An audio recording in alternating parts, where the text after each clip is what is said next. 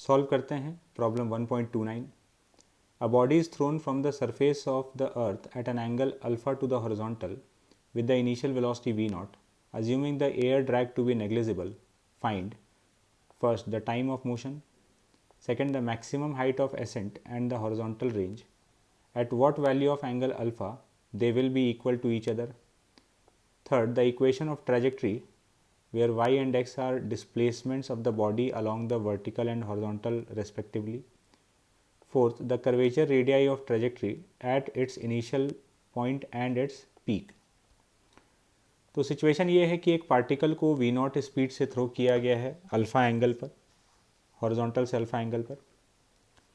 First part में हम लोग को कैलकुलेट करना है टाइम ऑफ मोशन। तो इसका जो वेलोसिटी है इसका हम लोग दो कंपोनेंट कर लेंगे। एक्स डायरेक्शन में velocity V not cos alpha, Y direction में इसका कंपोनेंट आ जाएगा V not sine alpha. X direction में एक्सेलरेशन ज़ीरो है और वाई डायरेक्शन में acceleration due to gravity -g। Time हम लोग को कैलकुलेट करना है तो हम लोग बोल सकते हैं कि टाइम ऑफ फ्लाइट वो टाइम है जितने टाइम में पार्टिकल का वर्टिकल डिस्प्लेसमेंट ज़ीरो हो चुका है, जिस जगह से जिस हाइट से फेंका गया था वापस उसी लेवल पर आ गया है, तो वर्टिकल डिस्प्लेसमेंट को ज़ीरो कर देंगे। सेकेंड इक्वेशन हम लोग अप्लाई कर रहे हैं s equal to U T plus half A T square Y direction में।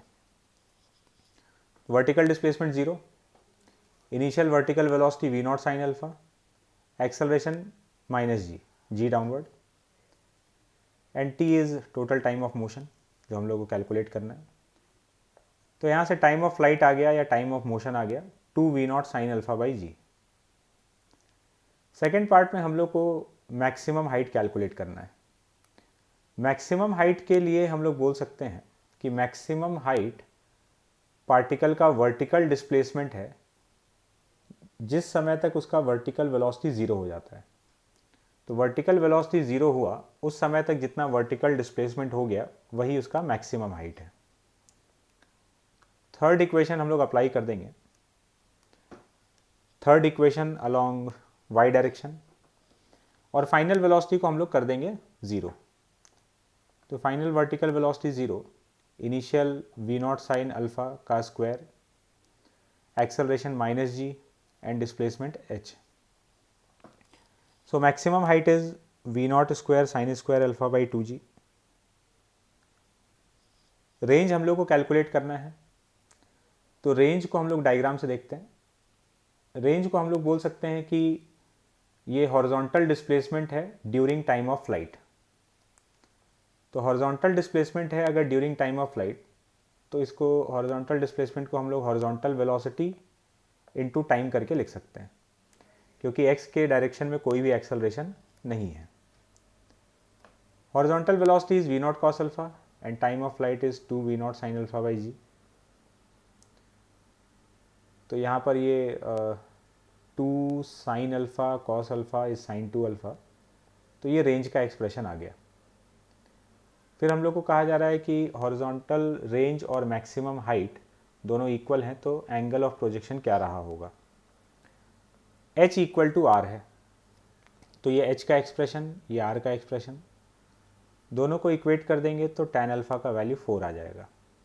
सो alpha equal to tan inverse 4। फिर हम लोग को निकालना है इक्वेशन ऑफ ट्रैजेक्टरी।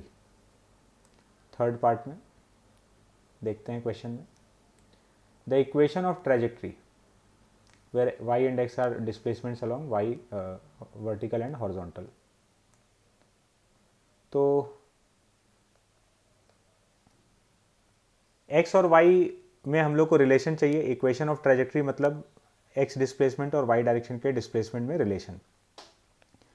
ऑरिजिन से स्टार्ट हुआ है, स्टार्टिंग पॉइंट को हम लोग ऑरिजिन कंसिडर कर रहे हैं। एक्स डायरेक्शन के डिस्प्लेसमेंट को हॉरिजॉन्टल वेलोसिटी इनटू टाइम लिख सकते हैं क्योंकि एक्स का मोशन यूनिफॉर्म है। वाई डायरेक्शन में सेकंड इक्वेशन अप्लाई करके डिस्प्लेसमेंट लिख सकते हैं v not sine theta t minus half g t square. और यहाँ से टाइम का वैल्यू निकालकर इस टाइम के वैल्यू को हम लोग वाई वाले इक्वेशन में सब्स्टिट्यूट कर देंगे। तो सब्स्टिट्यूट कर देने पर टाइम एलिमिनेट हो गया और हम लोग के पास y और x में रिलेशन आ गया। यही रिलेशन इक्वेशन ऑफ ट्रैजेक्टरी है। फिर डी पार्ट में हम लोग को कैलकुलेट करना है radius of curvature, starting point पर और हाईएस्ट पॉइंट पर। तो किसी भी पाथ के लिए रेडियस ऑफ कर्वेचर का ये फॉर्मूला है 1 plus d y by d x का square to the power 3/2 upon magnitude of d two y by d x square. ये रेडियस ऑफ कर्वेचर का फॉर्मूला है। तो अप्लाई कर लेते हैं।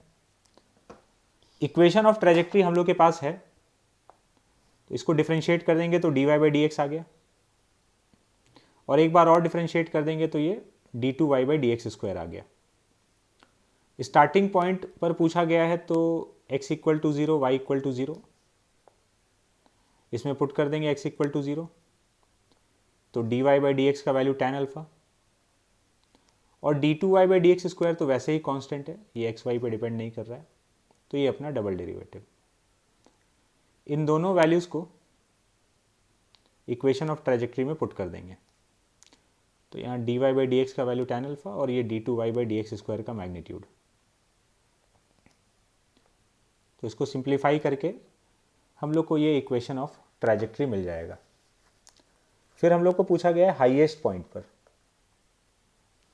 तो इसके पीक पर अगर हम लोग को equation of trajectory radius of curvature calculate करना है, तो हाईएस्ट पॉइंट पर जो d y by d x है, d y by d x मतलब स्लोप, वो तो 0 है, तो हाईएस्ट पॉइंट पर d y by d x का वैल्यू 0 हो गया, और d two y by d x square तो वैसे ही कांस्टेंट है, d two y by d x square constant है, तो इसका वैल्यू हर जगह यही रहेगा।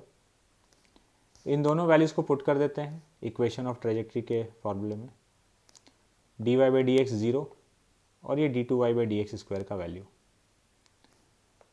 तो हाईएस्ट पॉइंट का रेडियस ऑफ कर्वेचर आ गया।